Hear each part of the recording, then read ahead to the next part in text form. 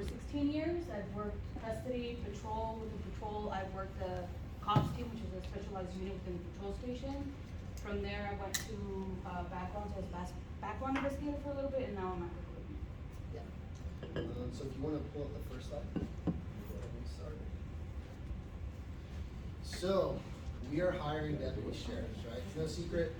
Law enforcement as a whole is pretty short. We're no different. We have approximately, you got the numbers, 2,000 open spots, right? So what that means for you guys, and anyone you know in your family or friends, if they apply and they have a clean background, we'll hire everybody, right? You're not competing against anyone else to get on our department. You're literally just competing against yourself, right? So if you're interested in a career in law enforcement, we're probably your best bet to how many spots we have open. When you guys start the academy, this is how much money you guys are gonna get paid on day one of the academy. This is gonna depend upon your education when you guys come in, right? So if all you have is a GED or a high school diploma, you'll be down there at the 72 number. If you have a master's degree, you'll be up there at the 90, right? If you have a bachelor's, you fall in the middle, okay? As soon as you guys graduate, you guys bump up here, okay? So again, depending on your education, this is what you guys get. Day one of the academy, you guys are gonna get paid, right? You guys don't have to put yourself through it. And you guys are gonna get full benefits for you and your family on day one. So if you have a husband, wife, you have littles at home, they're all covered. Medical, dental, vision, day one of the academy, right? Any questions about the salary or the benefits so far? Next slide. All right, to apply, you need to be 20 and a half years old. You need to have a high school diploma or a GED. You need to be legally authorized to work in the United States under federal law. So this is new for us, right? Before you had to be a citizen to be a police officer. Now, you just have to be here legally, right? We don't actually have specifics on that yet. Our higher ups are deciding what that means for us as a department. So as of now, as long as you're here and you have the documents to prove you're legally, you can apply, okay? You need to have a valid Class C driver's license, no felony convictions, or currently be on probation, and need a good physical condition. So the hiring process all starts out at our website. Everything's online. You'll go on there and apply. You'll take a quick 30-question questionnaire, and it's just to kind of weed you out if you're an automatic PQ or not, basically, right? If you pass that, you'll be given a date to come to our testing day. Everything is expedited now. So when you guys come, you guys are gonna knock out your written exam, you're gonna knock out your physical ability test, you're gonna do an interview with either a background investigator or a sergeant, and then you're gonna get fingerprinted so we can run you through the feds, right? Back in the day, each one of those things was a different test date. You'd have to wait a few weeks, get another date show up, wait a few weeks. So like my process took 18 months to get picked up at the sheriff's department. Now you're looking somewhere between 4 to 8 months to complete a hiring process, right? 4 for someone that has almost no background to go through, and 8 for someone that has moved to like 5 different states and had 20 different jobs, right? It's very fast, okay? So anyways, that'll be on day one. You pass everything, you automatically move into background. Once you get to backgrounds, you'll do a polygraph exam, you'll do a jail tour, and go on a patrol ride along. And as long as your background checks out, that packet will get submitted for administrative review by a lieutenant, right? As long as it's good to go, we're gonna move on to the next phase, which is medical, so you'll do your psychological examination. Have any of you taken a written psych test before? No? It's horrible. It's like 750 questions, you don't get to take a break, it's just monotonous. But it serves a purpose, right? So you guys will do that. You'll sit down with the psychologist. They'll go over the results with you. You'll do a medical eval, which is just like a medical checkup with your doctor. It's super easy. No one really fails it, really. And then the pre-academy consultation. So it's like one last weirdo check, right? So when you get to the very end, you'll sit down with the captain of personnel, and he'll want to know your name, why you want to be a deputy sheriff, what you've done to prepare, what you think you can bring to the table, right? But it's just to make sure that you're doing what you want to do, not there for some other reason, okay? You guys have any questions about that so far? No? Okay, so this is a video of the actual testing day, 'cause a lot of people have questions about how it's gonna go, whether they need to bring a bunch of change of clothes or anything like that, so we'll just go ahead and play it for you. I think you can Hi, just... I'm Deputy Ford, and I'm Deputy Rick. Today we're going to talk about Are you covered? on today's test, we complete as a report. Keep in mind that today's test is wrong, so listen to the instructions carefully and your process. Hey guys, I'm here at the check-in station. Just wanted to go over a few things you're gonna need that day. Make sure you bring a photo ID, your emailed invitation, make sure you're wearing the appropriate workout gear. After you pass the written test, you're gonna take the physical ability test. The written exam is 60 multiple choice questions, and you have 90 minutes to complete it. In order to pass, you must achieve a score of 70% or better. After you finish the written exam, you'll have some time to wait for your results. During this period, you'll have the opportunity to hydrate, have a small snack if you need to, and mentally prepare for the validated physical ability test. Keep in mind that in order to move on to the VPAT, you have to have passed the written exam. Before you take the VPAT, we're going to have you run through some stretching exercises. The purpose of these stretching exercises are to warm up your body and muscles and prepare you for what you're about to go through on the course. Remember, you want to try your hardest on the course while avoiding injury. Okay guys, you just finished stretching, now you find yourself at station number 1, the push-up. The purpose of this test is to measure your upper body strength. You want to do as many push-ups as you can in 1 minute without stopping. If you need to rest, rest in the up position and don't let your knees hit the floor. Station number 2 is a 75-yard run. The purpose of this exercise is to simulate a foot pursuit. During this exercise, you will be running around cones and jumping over curves. You want to make sure you run this as fast as possible without touching any cones or curves. Okay guys, we're here at the next station, the sit-up. This test is going to measure your abdominal strength. You're going to need to do as many sit-ups as you can in 1 minute. You may rest between sit-ups, lying on the mat, but the timer will not stop. Your arms must maintain in constant contact with the chest while performing the sit-up. This is the last station of the VPAT process, the 20-meter shuttle run, also known as the beep test. You'll run back and forth between 2 lines that are 20 meters apart to test your cardiovascular endurance. Keep in mind this is a time test. It's going to start off slower and progressively get faster. You want to continue to run until you can no longer keep up with the pace. If you successfully complete our VPAC, congratulations, you get to move on to our structured interview. Since the structured interview is right after the physical portion of our test, your workout attire is acceptable. If you successfully complete the structured interview, you will then move on to complete a life scan. Congratulations, you just completed the first 4 steps it takes to be a deputy sheriff with the Los Angeles County Sheriff's Department. If you have any questions at all, you can reach us at 1-800-A-DEPUTY or message us on any of the social media platforms at Join LASD. Stay focused, stay motivated. And good luck. Okay, so, any additional questions? No? So that PT test, a lot of people always ask me a bunch of questions about it, right? It's a cumulative test, so if you're not good at push-ups, you can still pass it. As long as you do pretty good on the sit-ups, you do pretty good on the obstacle course, you do pretty good on the timed run, that shuttle run back and forth, you guys can still pass. So don't let that be the reason you guys don't go, because you stink at push-ups or you stink at sit-ups. Just go try, see how you do, and then even if you don't make it, now you know what you need to work on, right? The hardest part of that whole thing is the shuttle run back and forth, because it doesn't end. It goes on forever. You quit. When you quit, it's over, right? So there's no end. So depending on how hard you want to push yourself, you'll go, right? But it's up to you. Like if you did really bad on the push-ups and sit-ups, you might want to push yourself on the shuttle run. But if you rocked out on everything, you don't need to go as hard, right? Does that make sense? Any questions about that? Sir? Yeah, how long is the whole process from beginning to end? Like say you check in at 8 o'clock in the morning, if you successfully complete each stage, how long can you plan on being? I would say about 3 to 4 hours. Yeah, it's not too bad. Sometimes it's quicker. It really just depends on how many people show up. So sometimes we usually schedule, give or take 10 or so, we schedule about 100 people. And right now our show rate is about 60%. So we've been having roughly 60 show up, so it's been shorter than 3 or 4 hours. So it just depends on the people. So we're gonna move on to the academy. We had a cool little video, but the old sheriff is still on it and it hasn't been edited yet. We have the new sheriff on it, so we're just gonna talk about it. The academy, in my opinion, we have one of the easier academies, to be honest with you. It's not live-in.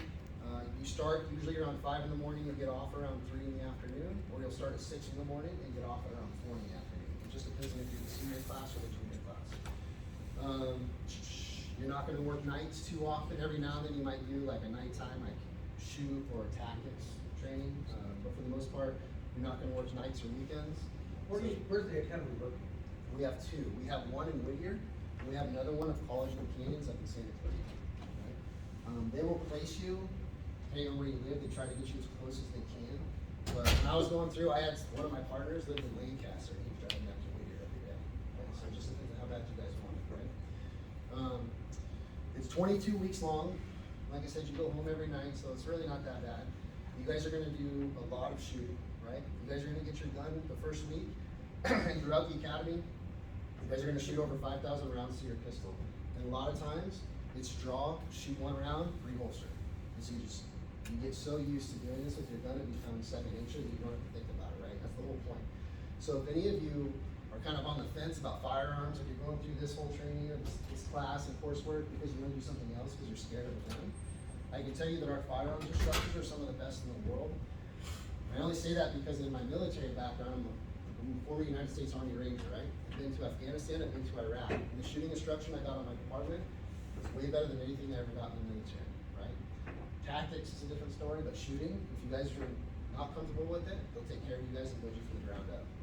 One of our partners had never shot a gun before, and now he does competition shooting for the department, okay? So don't let it be something that scares you, because I know a lot of people are scared of that.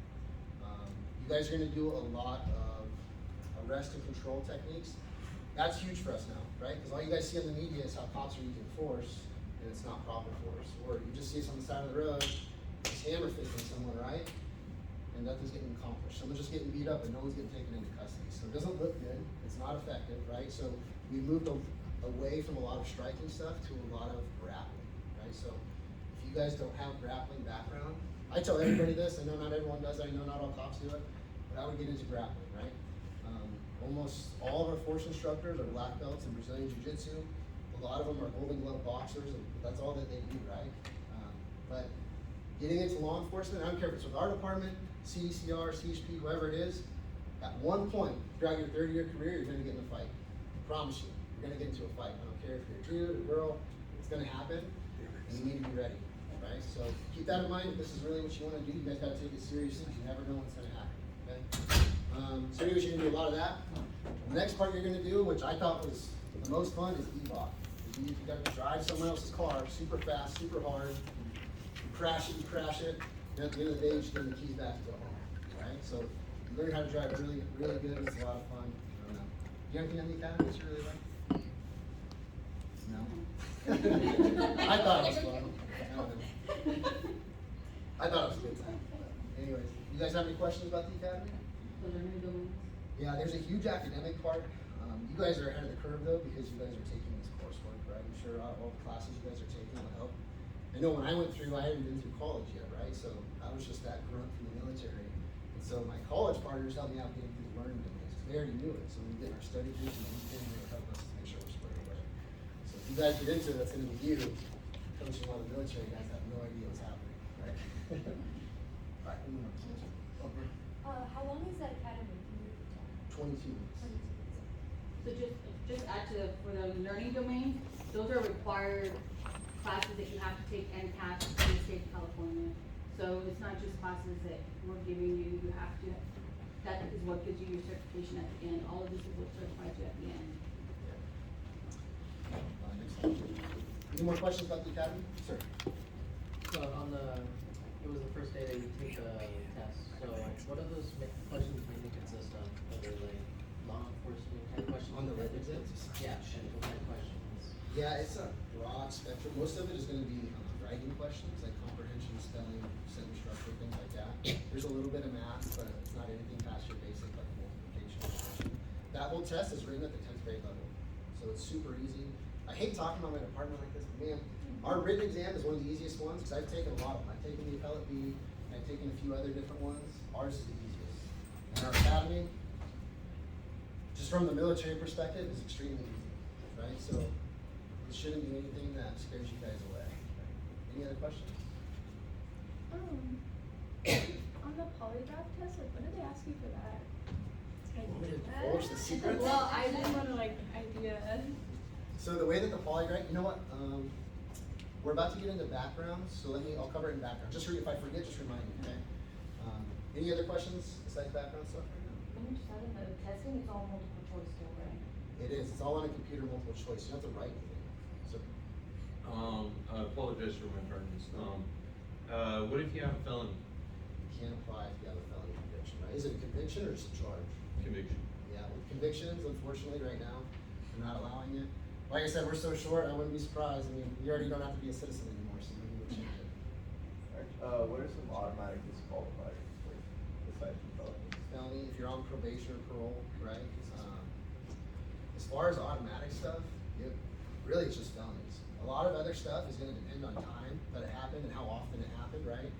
A lot of the standards for law enforcement, because of all the laws that have been changing over the past like 5 to 10 years, has changed our requirements, right? Before, if you did cocaine at all, right, you were done. You're never gonna be a cop. Now, it's a misdemeanor, so it's gonna depend how long it's been since you used it and how often you use it. About the domestic violence issue.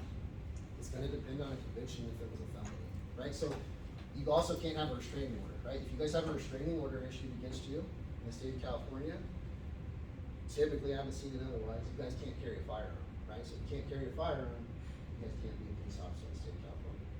Also, I've heard, health-wise, like, for example, I knew somebody who got a knee injury, needed surgery, went through everything, and then at the very end, because he had had that issue with the knee and the surgery, then he automatically was disqualified because of that. Like, they went through your medical records, obviously, and so it was something that they probably felt like, okay, well, you have this situation kind of with your knee, it comes to obviously jumping, common sense stuff, I kind of thought, but that's It's- immediately disqualified. They have a medical portion, it's not an immediate disqualification, if you pass the medical, you pass the medical. Did you have a? Yeah, so I'm the military recruiter for the department, right? I have a Marine that came through 2 years ago, amputated from the knee down. He's one of our top recruits, he's on patrol in Norwalk right now. So it is a case-by-case basis, and it's really just gonna depend on what else is in the background. And sometimes it's not one thing, sometimes, here we are getting the backgrounds. Sometimes it's a cumulative thing. Sometimes it might be like, oh, well, the knee's kind of questionable, and he did cocaine here, and he did have like a temporary restraining order issue at some point, so the totality of that background might get to that administrative review, and the lieutenant's gonna be like, or they might be like, you know what, just give him a shot, right? So it's a very case-by-case basis when it comes down to stuff like that. And I know we're not there yet, but the background process, like you said, it's case by case, but all they're just doing is getting all the facts of your case, and then the people above you, you know, that do more than us, are the ones that determine whether or not everything that's been in your background or everything that you're bringing to the table is what's gonna make you go forward. I forgot to tell you guys, there's flyers on here, if you guys want them, you guys can take them. I don't have them now, but feel free to take them. Any other questions aside from background stuff? We'll get there, I promise. So when you guys graduate the academy, more than likely, you're gonna go to one of these 3 places: courts, custody, or inmate transportation. We do every class, because we're so short, have about 4 or 5 recruits that just go straight out to patrol right now, and it's never been like that. When I graduated, most people were waiting about 8 years in custody before they went to patrol. Now, they're going straight out from the academy, or if they do go to custody, it's totally up to you on how long you spend there. So, Aren't you guys using correction deputies as opposed to full deputies for the jail system? no, that's Riverside and San Bernardino. So our deputies that are in custody, they're just like us. They're fully sworn, blessed by the state of California, right? That's a big difference, guys. Huge difference. We have a lot of deputies that end up laterally from San Bernardino and Riverside to us because they want to get the full sworn authority, and because we pay a lot more, right? So anyways, if you do go to custody, it's really up to you on how long you stay there. The way that it works is we have 22 patrol stations, right? Each patrol station has a wait list. Basically, custody deputies or court deputies that want to go out to patrol, right? So depending on which station it is, that wait list can be longer or shorter. Right now, we have stations with 0 wait lists. As soon as you put into it, you go out to the next patrol school. And we have some stations, the longest is 8 months, right? So you don't have to spend that long in there. But now you also have the option, if you end up liking it, you can stay there. And I only say that because a lot of people that want to get into law enforcement, they're like, oh, I want to be custody, I want to be locked up with those guys. When they get there and they realize it's a semi-controlled environment, they're getting off on time to spend time with their families and their kids, they can make their doctor's appointments, but they're still getting that law enforcement salary, right? They're still getting all the benefits, so they end up staying there. So don't knock it until you try it, right?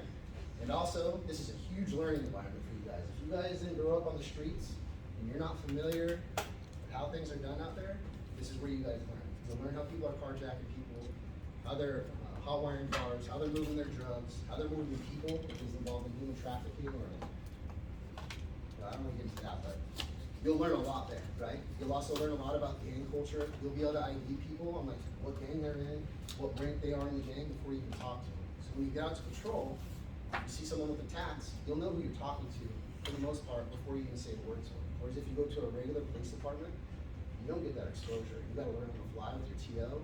That's rough, right? Any questions about custody or courts? Real quick, courts is an A+ schedule, right? So you guys have nights, weekends, and holidays off. A lot of people like going there. This is the main reason a lot of people go to sheriff departments, right? Because we're not just relegated to patrol and detective work, right? We can make the department work for our own personal lives. So if I have somebody ill in my family, or I gotta take care of a parent, I can roll it up and go to courts. Be home every night on time, be home every weekend, be home every holiday, right? So this department really can work for you. Any sheriff department has this kind of capability. So just keep that in mind when you guys are thinking about department supervisors. Any questions? This is right after the time. Correct. Anyone else? Do you do apprenticeship program or probation period? How long is it before they're full? 1 year. Yeah, so after 1 year, you're off probation. Basically within the 1 year time, the department, depending on how bad you mess up, can just say, hey, you know what? It's not you, it's us, you're out of here, right? And like, give you the boot. But after that 1 year, you fall under the protection of the union and all that. You can't do that anymore, right? So 1 year, best behavior, and then you're locked in, okay? After 5 years, you're vested, right? Which essentially means you're not gonna be able to pull any kind of retirement or anything, but after 5 years, you put enough money into our pension systems where we meet the right age requirement. If you only did 5 years, it'll get your 10% or whatever it is, right? Next slide. All right, patrol and specialized units. So to open up our department for you, after you do 2 years of patrol, you can do anything else you want in the department for the most part, right? So that's all you have to do. So whether it's K9, SWAT, EOD, which is Ordnance Explosive Disposal, right? It could be, man, we have off-road teams, we have mounted teams, we have scuba teams. Anything you guys think of that you've seen law enforcement do on TV, we do. We're the largest sheriff's department in the world, third largest law enforcement agency in the United States of America, right? So we do everything. And because we have such a large budget and because we're massive, when we go train, we train with the big boys, right? Our SWAT team, they train with the SEALs, they train with the Green Berets, they train with the CAT team from the Secret Service, and we bring that knowledge back and we cross-train all the small agencies in our jurisdiction, right? So Huntington Beach PD, well not Benton Orange County, but Hermosa Beach PD, Redondo Beach PD, Verdine PD, Lona, all those guys, we train them, okay? Because they can't afford to go do all that stuff. So if you guys wanna do some high-speed stuff, our department's where you guys can go. Any questions about special jobs? So if you want to go to a special job, would you have to like submit a request to the department and then just take like a course on that specific area? Yeah, so testing, basically you do your 2 years on patrol, and then we have, like an email chain that will list new jobs or new job opportunities coming up. So if you see a job you wanna try out for, you'll apply to it, and then there's a process for every one of them, right? So, she's SEB, which is our SWAT team as an example. You'll apply, they'll give you a testing date, just like for the academy, right? But now this one is gonna be a physical test, probably a shooting test, and then there's also gonna be an interview, right? And then you're ranked based on your skills from the past, how you do on the testing, things like that, and they'll select you day one. Does that answer your question? Yeah. For other stuff, like if it's to be a detective, a lot of it is just a written exam, like it'll be a scenario, how you would handle it, what steps you would take, and then the second part of it will be an interview with a sergeant who's in charge of the detective team. Okay? Any other questions? How many years in service do you do before you're eligible for the next step for promotion? 4 years on patrol, you're allowed to promote to sergeant. Right? So right now, like I said, you can get out to patrol very quick. So within less than a month if you wanted to. So if you go out to patrol, do your 4 years, technically you could probably promote to sergeant within 5 years. Right? You just climb the ladder. Most of our brass, that's how they got up there, so they just started climbing as soon as they could. Any other questions? Next slide. Might be the last one. Unless we're gonna get into background and benefits. So let's cover backgrounds real quick before I get into this. So backgrounds. Have any of you ever gone through a background investigation? You guys have. How was it? It's pretty complex and tedious. You have every single detail from young age to current. Yeah. We go through everything, right? How about you? Did you apply to? I did, Yeah. You talk to your neighbors? yeah. Yeah. You talk to everybody, right? So We literally talk to everybody. A lot of people don't understand that. Like, I will talk to everyone in your life, even the people you don't know that I'm talking to, right? So the way it works, you're gonna fill out your personal history statement. You're gonna tell me everything about yourself, right? Hopefully you're not omitting anything or lying, because I'm gonna find out. And in that thing, you're gonna give me references. I'm gonna hit up your references. I'm gonna ask them for more references. And if it turns out it's one big circle scheme that you've already set up, we're gonna sit down and have a talk, and I'm gonna get new references and do it over, right? It's gonna prolong your process, okay? One of the techniques we use is, well, we talk to everybody. We go to your work, right? We talk to your managers, your coworkers. You see how much, we see how good of an employee you were, how bad of an employee you were, or coworkers, right? We'll pull your file, we'll pull your attendance record, all that stuff, right? We're gonna go to your school, we're gonna talk to your professor, we're gonna see what kind of student you were. Okay, we're gonna talk to everybody, your neighbors. Who else you guys think we're gonna talk to? Parents, friends, who else? Loved ones. Loved ones, your exes, right? I'm gonna find out who your ex-boyfriend is, your ex-girlfriend. Find it for me. No, I'm just joking. Well, if I can. Hey, you told me where you're not. Yeah, I'll let you know. We try to talk to them, right? And within reason, we understand there's some trauma there, but they might not be your best reference. But we wanna find out the dirt. We wanna find out the nitty gritties. We're about to give you a badge and a gun and the authority to legally kidnap someone and take them to jail, right? I can't do that with someone I can't trust, right? So, we're gonna find out everything. I'm gonna find out how you load your dishwasher. So, I'm only telling you this and kind of hitting it home because a lot of times people are getting EQ'd through backgrounds just because they're scared to tell us the truth. And the truth wouldn't even be EQ. It wouldn't, especially nowadays. The standards have been lowered a little bit because of the way the laws have been changing. Don't be scared to tell the truth because it's easier, right? Not only that, but then if you apply to more than one place, we talk. Like if you apply to us, I'm calling your background investigator, San Bernardino, I'm pulling your file. And if what she put down on my paperwork doesn't match what she put down on the paperwork to San Bernardino, we're gonna sit down and have a talk, right? So please, make sure you don't omit anything. Tell the truth, it's easier to stick to. When you guys do apply, make copies of it. That way when you fill out a new application, you already remember the dates and the addresses, and you're like, oh, what did I answer for that with LA County? Oh, that's right, but I'll put that down for Riverside, right? Just a pro tip, because people always mess it up, okay? As far as polygraph goes, polygraph. People always get so nervous with this one, right? Listen, if you're telling the truth, you don't need to be nervous, right? It's if you try to hide stuff and you get nervous, it's gonna pop. All that thing is it just reads your vitals, okay? But it's a bunch of sensors. So there's a sensor everywhere. Like in the seat, on your feet, on your finger, on your chest, there's sensors everywhere. So when people lie, they have little nuances about themselves that they can't hide, it's subconscious. So they're gonna get you to lie or tell the truth and figure out what we're hiding, right? A lot of times, if as background investigators, we have questions about your history, we'll let the polygrapher know, like, hey, this is kind of weird, like, we're not getting a good vibe from this, or the questions are very vague, or the answers are vague, can you kind of hit on this? And they're gonna work you, right? And they're gonna see what's popping up on the machine, okay? Does that make sense? Did I answer your question? Yeah, so I can't tell you exactly, like, what questions they're gonna ask, because again, backgrounds is very situation dependent. The questions we might ask her are gonna be way different than the questions they're gonna ask you. Okay, that makes sense? You can be sure it's gonna cover criminal backgrounds and drug backgrounds. I promise you that. But aside from that, it's really gonna be dependent on you as an individual. Any questions about backgrounds?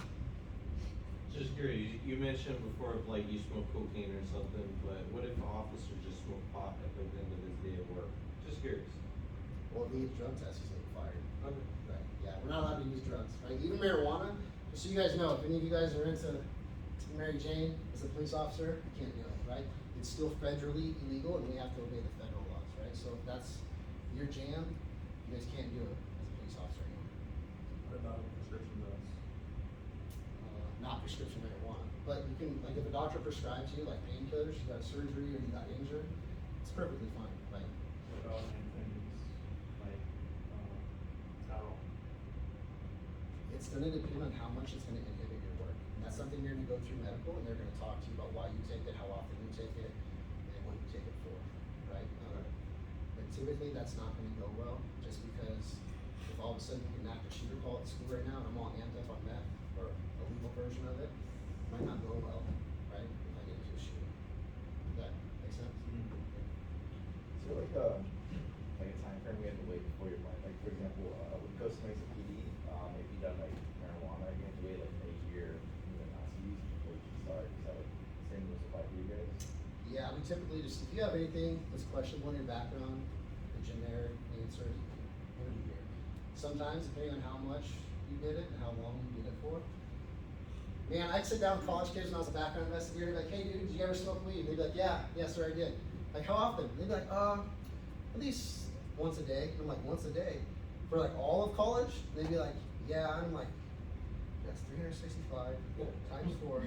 I'm like, you did marijuana like over 1,000 times or 1,200 times. They're like, yeah. I'm like, okay, bro, you have to wait a little while.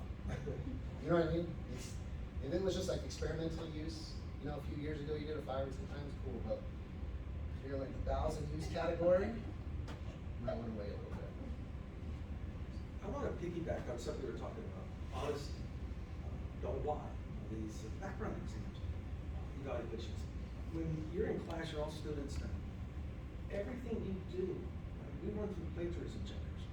And that's why we stress, don't plagiarize. I'm the worst at citing sources. This is to keep you honest. If you're trying to cheat in school, that's lying. And when they do call, what do you think I'm gonna tell them?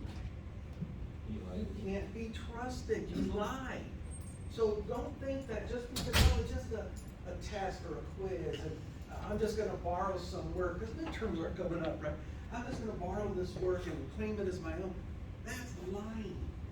Okay, and that is serious. So serious that I could refer students through the disciplinary process, and it can damage your school standing, your academic record, permanently. You'll never get a job in law enforcement. So don't minimize. Oh, it's just a couple of things, because it's serious. And I do wanna make sure everybody understood that at the college setting. So just on what you said, it's a couple of things, but those couple of things can start adding up, and then you just have a lot of couple of little things that just kind of show that you're not mature enough just yet. And then also with the when you're use thing, we kind of say that for everything. So if you had a bad breakup or a bad breakup, law enforcement was involved, or like getting fired or something like that, the answer is usually going to be to wait about a year. And that's just because a lot of other agencies have the same wait a year thing, so it's kind of trying to stay on the same level as everybody else. Any other questions about background? We can once we're all done with the presentation, you guys can ask us whatever you want to ask us, right? If it's too inappropriate, I'll just bow out, but for the most part, I don't mind answering questions with you guys, okay? For benefits, like I said, day one, the benefits start in the academy for you and your entire family. You get paid, medical, dental, vision, right?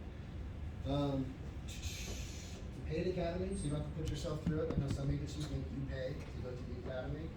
So if you pay to go get beat up every day, that's not how we roll, right? We'll pay you to do it. We offer the LASD University. What that is this is where I try to steal you guys from school, like you was talking about, right? What that is essentially, we have set up contracts or programs with probably 30 or 40 colleges in Southern California to offer you guys discounted tuition and expedited coursework. So not only will you finish your courses faster, but you'll do it for cheaper, right? We have a lot of deputies that do this, and they end up becoming doctors or lawyers. We have, our partner right now is working on his master's degree, right? It's super efficient. Everyone that does it really enjoys it and works out well with it. Most of it's online, so you know you guys are working professionals and you have families, so there's not a lot of like brick and mortar places you have to go to do it, okay? We have over 350 jobs you can do in the department. Like I said, anything you guys can think of that comes to law enforcement, you do. Is there any veterans in here? Cool, finally. So you guys are gonna get paid military leave. The flex time and this is almost the same, right? But basically what this means for you guys in the reserves. Or UTOs. But if you guys decide to go in the reserves, what this means for you is like if you guys do your 1 week in a month, 2 weeks a year, we'll pay you while the military pays you, so you kind of double dip, right? You don't have to burn your own time. Also, if you guys go on a deployment, we'll pay for the first 30 days, full pay, even though you're not with us. And then after that, let's say you're like an E3 or E5, whatever it is in the military, you don't make as much as a deputy, we'll make up the difference so that your family's still okay at home, right? You guys can buy back your military time. I bought back 5 years. So what that means, if you guys know any veterans, however much time they did in the military, up to 10 years, they can buy it back. So for us, that means we retire that much earlier, right? A lot of departments offer something similar, but it's not 100% the way they sell it to you, right? A lot of them might be like, well, you can buy back your 10 years, but you still have to do the full 30, right? For us, nah, dude. Like to get full medical in our department, you have to do 25 years to get medical for life. I bought back 5 years, so I only have to do 20 years for the department, right? So it's a huge benefit for us as veterans. So if you guys know any veterans, let them know. If they contributed to the thrift savings plan, which is basically like a 401k for the military, we rolled over with 0 fees or anything into our retirement program, which is really good. Okay? You guys have any questions about benefits? No? Just one last thing on this, just so you guys, and I know a lot of you guys are really young. I have 3 kids at home, wife. Babies are expensive, right? So are medical procedures. I have, out of the 3 kids, the cheapest one was $80,000 at the hospital, right? The most expensive one was almost $200,000. I paid 0 out of pocket, and then I paid a $10 bill, right? I can't kind of push that enough because my benefit package for you guys on the civilian side would be about $4,500 a month. I don't pay anything for it, my department covers it, right? So aside from how much we get paid, it's a huge benefit that a lot of people kind of don't really consider, especially when they're young. You don't think about it too much, but it's a huge asset. Next slide, I think that might be it. That's it. So after we're done here today, if you guys come up with more questions or anything, you guys can reach out to us at 1-800-A-DEPUTY and call. Someone will always answer unless it's like after 9 o'clock or 10 o'clock, but they'll answer in the morning. Also on Instagram or any social media, just look up Join LASD and shoot us a direct message. We'll get back to you within 24 hours. It's a policy, so you won't go unacknowledged unless it's inappropriate, right? But as long as it's a legit question, we'll answer you. And that's it for the recruitment presentation. You guys have any questions? No? All right, what about law enforcement? I heard you guys have questions about law enforcement. Talked about police culture. Yep. About good cops, bad cops. Even talking about earlier, do cops really like donuts? Okay, yeah. Those are the kinds of questions these guys can answer. They're out there in the field doing the work. Sorry, that was one of my questions that I had. Donuts? The donut question? No, I was considering. Well, No, apple fritter? No, I think, you know, kind of like you say, with everything that we see in the media, everywhere, YouTube, just heard you guys talk about YouTube videos and all that, right? There's such a negativity, and unfortunately, a lot you see from, you know, I guess in Los Angeles especially, where you get the fact that, you know, sometimes to be a deputy there is questionable, not so much because of the job, but because the people in general immediately have that, the bad stigma, right, about cops. And so for me, the question kind of was, what are some of the things, good or bad, you wish people knew about being a police officer? Because, you know, there's always might be like bad cops, obviously from nature, however it is. And then, but then there's good cops too, right? So even though a lot, depending on a lot of these videos are very biased, it's kind of unfair to you guys because at the same time, they are cops. Like some of these guys say they go and pursue, you know, their careers in law enforcement, right? They wouldn't want to step in and be already immediately considered a bad cop. So I think I'm just trying to get you guys to kind of share a little bit, you know, stuff that you guys encounter, something that you guys want to say positively about being an officer. Yeah. And I think it might just help. Well, so. Like the good parts about it that the media doesn't show. You're right, right. We do a lot of community work that the media doesn't show. We have a program called the YAL, where it's for low-income families where their children go and they have different kinds of activities. There are leagues that they can join, and it's staffed by deputies. And it's just an after-school Not being program. paid, right? The Well, deputies- so just like part of the 350 jobs we have, you don't always have to be in a black and white arresting people, right? There's so many different jobs in the sheriff's department. So our job, our full-time job is being recruiters. Well, there's deputies that work at these youth organizations, and that's their full-time job. We have a youth boxing gym, and anyone familiar where the Florence area is? Yeah, like LA. Very Yeah. good there. So East LA, South LA, stuff like that, those type of areas, we have youth boxing gyms so that those kids can go to the gym and learn how to box. Because what's the alternative? Gangs, right? So we have a lot of programs like that in the areas that we patrol, because the areas we patrol, majority of them are non-gray areas. but you don't see that in the news, you only see all the bad stuff, you don't see all the, community relation stuff that we do out there and that we do go and do, like the food drives and finding shelter for the homeless, things like that. When part of the team that I was on, if we encountered a homeless person that one of the businesses was complaining about, right? There's a homeless guy sleeping in front of my door, get rid of him. Well, we don't get rid of him. We can't just say find another spot. We have to find them a place to sleep that night. So we have deputies that work with the homeless to get them into housing that night. And let's say they have a cart full of stuff, that cart full of stuff doesn't get thrown away.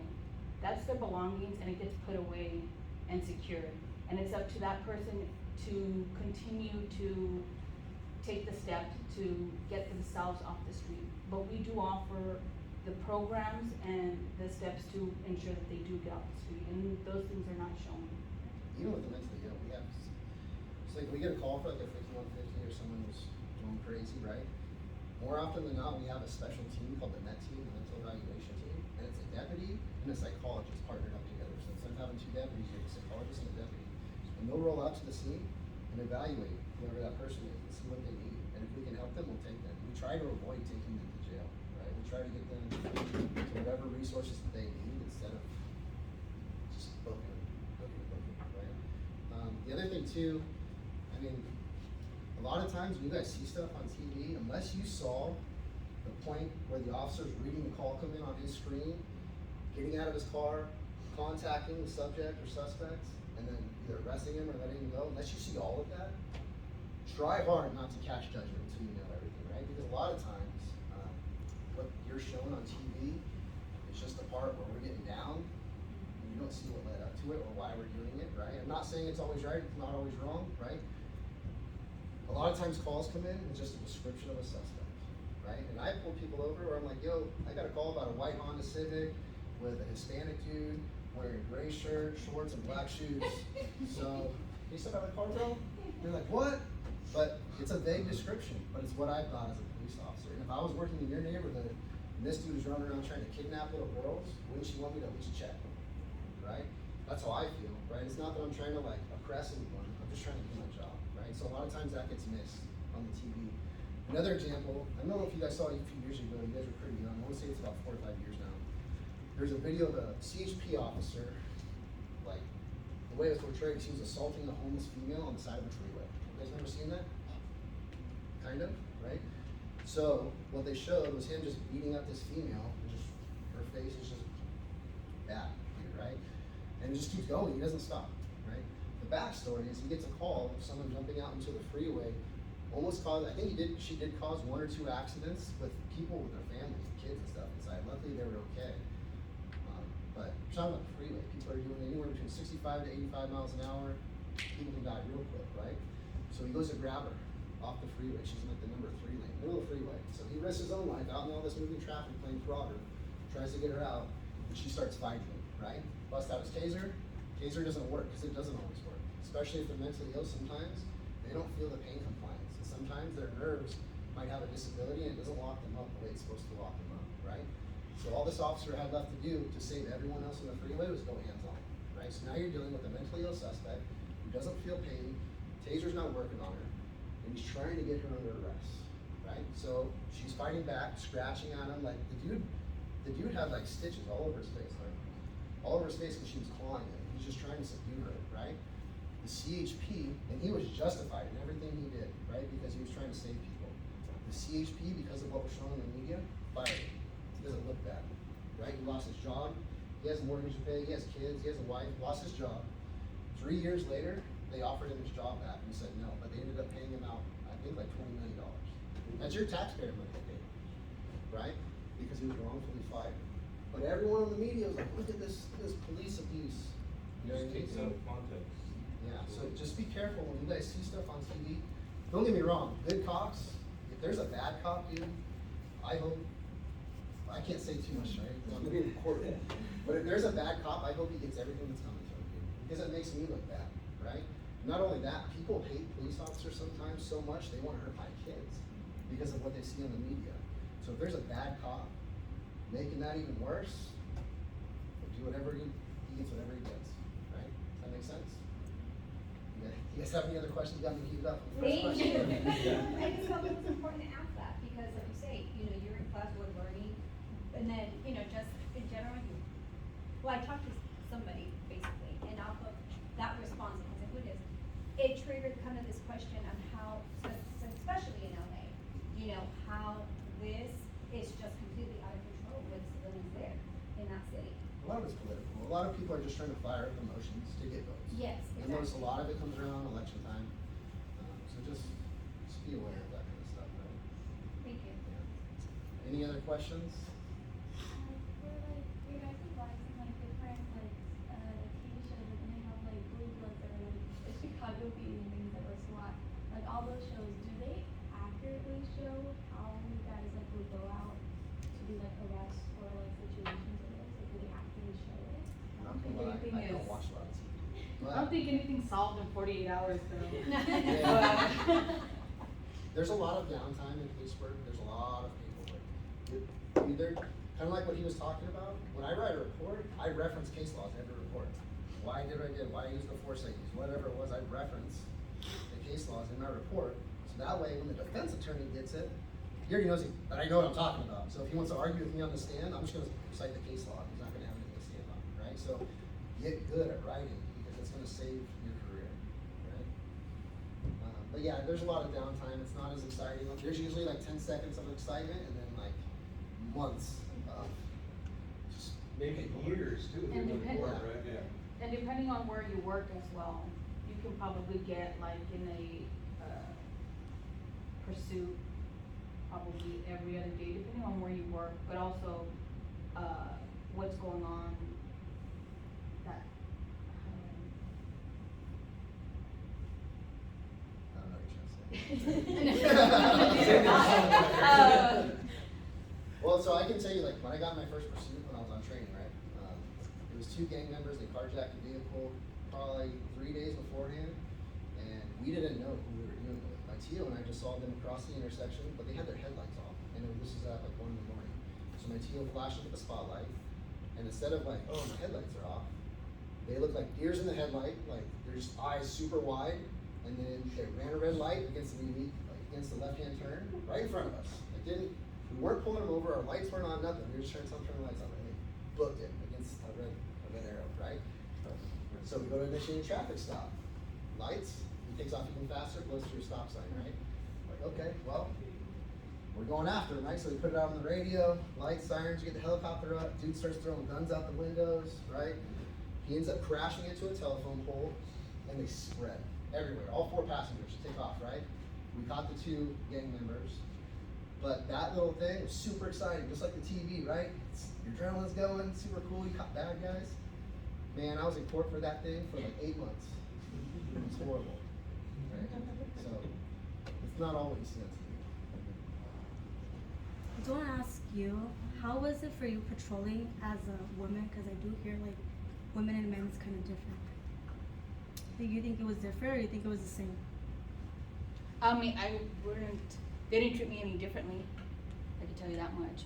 A little backstory on me, I was in the Marine Corps, so I was used to having training pretty hard. So being in patrol, I was in the reserves, and I had just finished with the reserves by the time I went to patrol. But I will tell you that I didn't have to worry about getting in fights with females, it was the men that wanted to fight me. And I'm short, and I was a lot more in shape back then. So they sized me up real quick. And you are not always gonna have a partner. So like he was saying, jujitsu or having some kind of training, as a female, I think it's very important to stay on top of that, because the ones that are going to want to fight you are going to be the men, for the most part.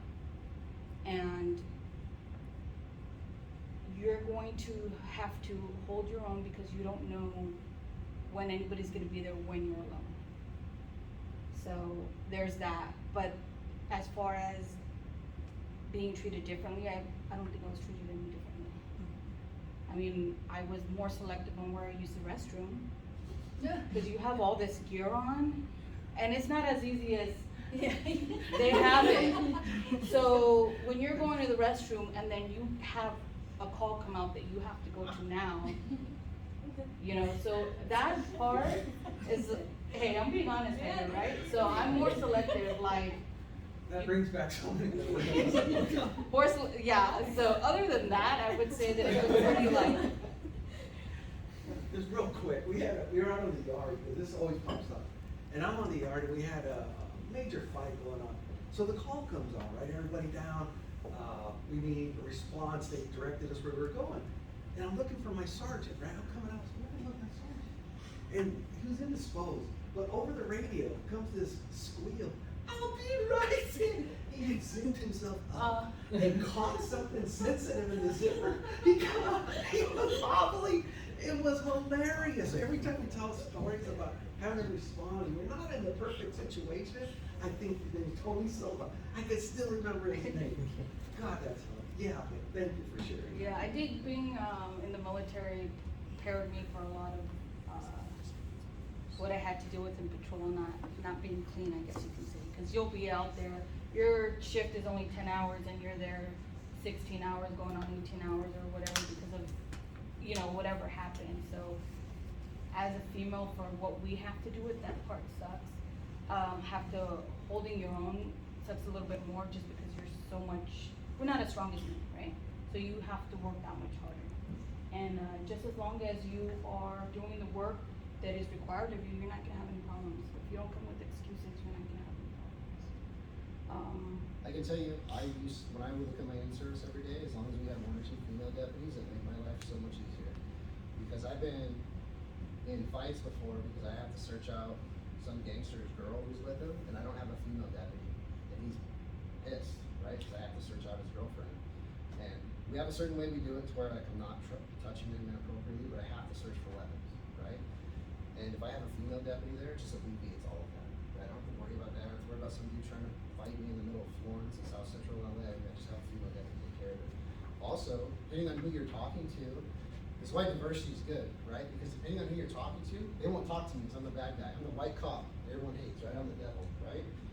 But they'll talk to her, or they'll talk to our other partners who happen to be African American, right?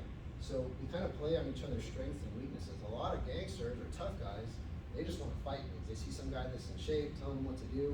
Let's see who's the top dog, right?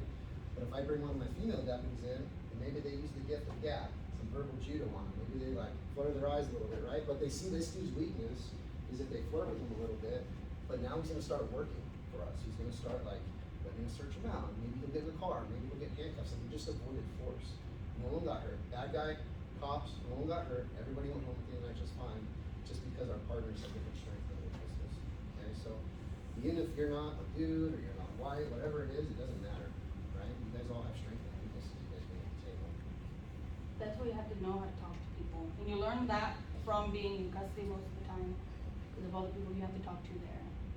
Yeah, I was just gonna say, even switch, like, on that topic, switching it up, you know, helps out. Like, I've seen cell extractions, somebody will have an interaction with a cop, they just don't like the cop, they don't wanna deal with them, and then here somebody can come and actually talk to them, so even just switching it up, sometimes, people just get rigid with the one person interaction. When you're in custody, you are there for so long. I did 6.5 years.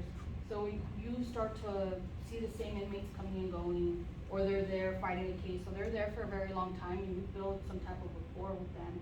And when you need to find something out about what's going on in the jail, the drugs, or whatever, or there's a fight that's gonna happen, or something like that, or they're the ones that, you know, got on level 10, you would be, if you have a rapport with them, they're gonna bring you in to come and talk them back down again. And then, and as far as I was gonna mention, like domestic violence, male, female, right? The chick comes in, the female deputy comes in to talk to the girlfriend, and the guy obviously, let's say the guy is the one that was beating on the girlfriend. They're not gonna wanna talk to me because they hate women at that point, right? So that's gonna be my male part that comes in to come and calm him down. And what is he gonna say? We know how women can get it, don't worry about it. Why? Because he wants to build that rapport, right? And then me, I'm gonna go and talk to her, and then all of a sudden she starts saying how she started hitting him because of text messages she saw on his phone, right? So then you find out like how things are happening that way. like, police work is very dynamic, right? So like a lot of people do that too, like they'll take a clip of a cop saying something, like she was saying to de-escalate a situation, which sounds kind of bad, like, oh yeah, women are like that. But really, like, it's to de-escalate that individual from continuing to fight, right? We don't want to use force, so we might say something. We're allowed to use what's called a ruse in police work, right? I pulled tons of people over, told them to get out of their car, and they wouldn't. I'm like, all right, we're sending the canine in, and then they get out real quick. And I don't even have a dog, right? But I let them know I'm gonna send them in, and they only get bit, right? So I ruse them out, just like. That's a nice way of saying you lie. Yeah. That's okay. We It's wanna go okay. home at That's not night, test. we wanna go home at night, we want you to go home at night, we don't want to end up on the news, and we don't want anybody, you know, to get hurt. So we're gonna try and use every tool that we have to de-escalate all the situation. And we do go through training for that, you're always going through training, there's a requirement of training that we have to have yearly. So we're always learning and coming up with new ways to do things like that. This word piggybacks right on the discussion, and that's discretion. How important is discretion when you're dealing with these types of situations? It's huge, because you have, well, it's kind of, you guys talked about letter of the law, spirit of the law yet? Not yet, good, go ahead. Okay, so letter of the law is, the law is written, oh, you did 75 and a 65, you're getting a speeding ticket, boom, done, right? There's no question about it, it's written here, that's what you're getting, that's letter of the law, right? Spirit of the law is pull you over in 75 to 65. Sorry, deputy, I didn't realize I was going that fast, but I'm trying to get to see my grandmother, she's not doing well in the hospital, right? I might let her go, right? Because screw it. I would probably be going faster than that if I was in the same situation, right? Spirit of the law, like, you're comparing, basically, is the juice worth the squeeze, right? Am I really gonna cite this dude over something that, to be honest, almost everyone here has sped before, right? Or am I gonna mess his day up and give him a ticket for that, right? We've just kind of got at least a decent reason to be doing it. Does that make sense? So that's spirit, sir. You said you use, case precedents inside your reports. I'm assuming when you use the letter and spirit of law, you're also drawing off case precedents and statutory authority as well, correct? So if you wanna get a report right, so when you go to write a report, right? Let's say I contacted you because you were speeding. I would put that in there for my PC to stop you, but if I don't cite you, that's my discretion. I don't have to write a case law. I have that discretion as a police officer because it's not a felony. And I was talking about the letter and spirit of law. You're saying, in a traffic stop, you would, implement it a certain way for the letter and spirit of law. And I was asking. But that's not how I would articulate it in a report, right? Because I don't need to articulate that in a report. 'Cause Yeah, I no, have I just was asking, since you have a familiar with case precedents, when you're making these decisions, are you using all these different stuff to make your decision? So Yeah. you're in the field and you know this case law, and this case law says gang members are, gang enhancement is this if they have 3 or more people, and you see 3 or more people, does that factor in your decision to either charge Yeah, illegal well, behavior? But it's also, so they call police work like a craft, right? So if you're, yeah, if you're a first year deputy or police officer somewhere, you're not gonna be as honed in on this stuff and skilled and know all these case laws as someone who's got 16 years on it, right? Cause that person has written far more reports, arrested far more people, right? A lot more people in jail, so they know. Cause you learn, you're constantly learning.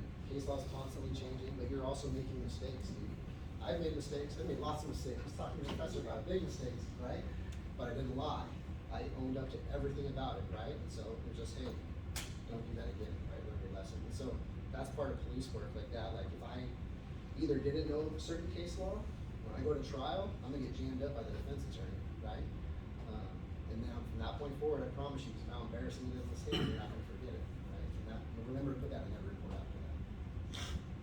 So you don't cite or arrest everybody for every infraction? The CHP is different. I know it's recorded.